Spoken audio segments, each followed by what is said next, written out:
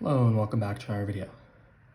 This problem, we're told that between 1497 and 1500, Amerigo Vespucci embarked on 2 voyages to the New World. According to his letters, the first voyage lasted 43 days longer than the second voyage. So if we let the second voyage be X days long, then the first was 43 days longer, so X plus 43. We're told that the two voyages together lasted 1,003 days. Therefore, the first, X plus 43, plus the second, plus X, added together is 1,003. Subtracting 43 from both sides, yet these cancel, so X plus X is 2X is equal to 1,003 minus 43 is 960.